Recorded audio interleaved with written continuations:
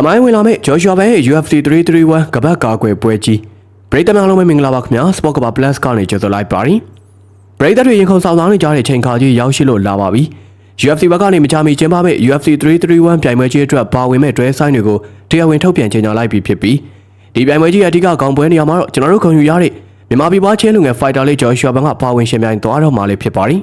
ဒါဗန်ရဲ့ professional fighter ဘွားမှာ UFC ကကျင်းပတဲ့နမတ်စင်တက်ပြိုင်ပွဲကြီးတစ်ခုမှာပထမဆုံးချိန်ခေါင်းပွဲထိုးရခြင်းဖြစ်ပြီးသူပိုင်ဆိုင်ထားတဲ့ချန်ပီယံကပတ်ကြီးကိုဂုဏ်ယူဝင်ကြွားစွာကာကွယ်သွားမယ့်တမိုင်းဝင်ပွဲစဉ်လေးဖြစ်ပါတယ်။သူရဲ့ပြိုင်ပွဲကတော့တခြားသူမဟုတ်ပါဘူး။ကမ္ဘာ့ဆင် fighter ကြီး Alexander Pano ကြောင့်နဲ့မချေပွဲပြန်လည်ထိုးသက်သွားရမှာပါ။ဗန်ဟာပြီးခဲ့တဲ့2015ခုနှစ်ဒီဇင်ဘာလ6ရက်နေ့ကကျင်းပခဲ့တဲ့ UFC 323ပြိုင်ပွဲမှာ Pano ကြောင့်ကိုပထမအချိန်26စက္ကန့်နဲ့လက်မောင်းထန်ရအောင်ဖိအားပေးနိုင်ခဲ့ပြီး TKO နဲ့အလဲထိုးက UFC Flyweight Champion ကပတ်ကြီးကိုထိုက်ထိုက်တန်တန်ဆုတ်ကူးသွားနိုင်ခဲ့တာပါ။အခုခါမှာတော့အရှုံးကြီးဆက်ဖို့အားခဲလာမဲ့ဘန်ဒိုဂျာကိုဗန်တယောက်သူ့ရဲ့ချန်ပီယံစွမ်းရည်တွေနဲ့ဘယ်လိုထပ်မှန်လဲထိုးပြသွားမလဲဆိုတာတကယ်ကိုရင်ခုန်ဆက်လို့ရှားစရာကောင်းနေပါပြီ။မြန်မာပြည်ဝါဖိုက်တာလေးတယောက်ကမ္ဘာကြီးကျယ်ဆုံးကိုခံပညာပြိုင်ပွဲကြီးရဲ့အလဲပဟိုမှာချန်ပီယံကပတ်ကိုလွှမ်းခြုံရင်မမမမရက်တီနေတာကိုမြင်တွေ့ရမယ့်ခိုင်တန်ကတော့မြန်မာပရိသတ်တိုင်းအတွက်ချက်သိမ်းထားစရာပါပဲ။ကဲ UFC 331ပြိုင်ပွဲကြီးမှာချန်ပီယံကပတ်ကိုကောက်ခွဲပြီးနောက်ထပ်သမိုင်းတစ်မျက်နှာထပ်ရေးထုတ်မဲ့ကျွန်တော်တို့ရဲ့ Joshua ဘန်ကိုအားလုံးပဲတခဲနဲ့အားပေးလိုက်ကြရအောင်ပြု့။